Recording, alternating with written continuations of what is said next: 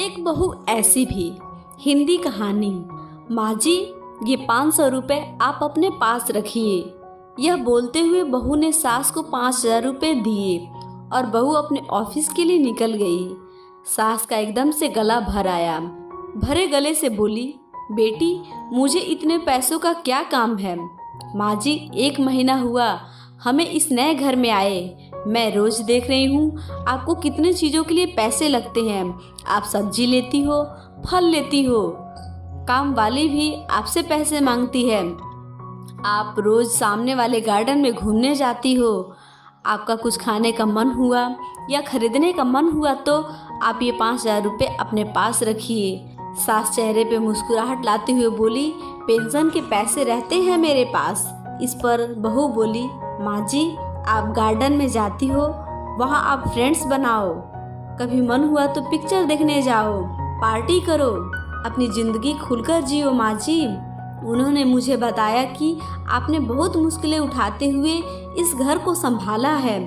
बड़े भैया अपने घर में खुश हैं, दीदी अपने ससुराल में खुश हैं, हम भी खुश हैं। अब आप किसी की या और कोई चिंता किए बगैर खुश रहो, सिर्फ अपने लिए जियो, जो आपके मन में आए वो करो। मैं जानती हूँ आपने कितने मुश्किलें उठाई है इस परिवार को संभालने के लिए। इस घर को बनाने में भी आपकी कई इच्छाओं का गहला घोटा गया। जो हुआ सो हुआ। अब आप सिर्फ और सिर्फ खुद के लिए जियो। इतनी छोटी उम्र में इतनी बड़ी बड़ी बातें कहाँ से सीखी तूने। माँ जी, जब मैं 12 साल की थी तब एक दिन मेरी दादी बुआ के यहाँ जा रही थी। मेरी माँ ने दादी को 500 रुपये उनके हाथ पर रखे और बोली, वहाँ बच्चों को बाहर ले जाना, नानी की तरफ से कुछ खाने पीने पे खर्च करना, खिलौने लेकर देना। दादी मम्मी के गले में लगकर रोने लग गई और मैंने इतने पैसे आज तक कभी भी दिल खोलकर खर्च किए ही नहीं, ऐसा बोलने लगी। तब से मम्मी और दादी का व्यवहार आपस में अच्छी सहेलियों जैसा था। माँ जी, मुझे ये भी पता लगा है कि इस परिवार को संभालने के लिए आपको अपनी जॉब भी छोड़नी पड़ी।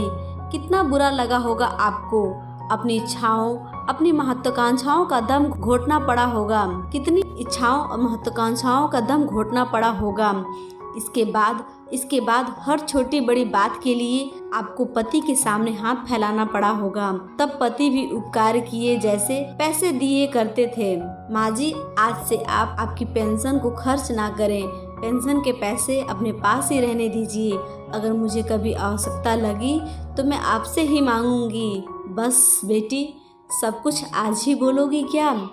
तुझे ऑफिस में देर हो रही है, जल्दी जाओ।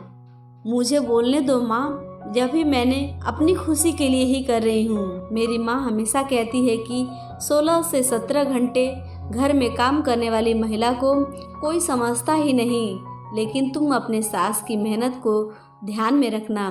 प्यार बोओगी तो प्यार ही उगेगा। सास ने डबडबाई आँख से बहू को गले लगाया।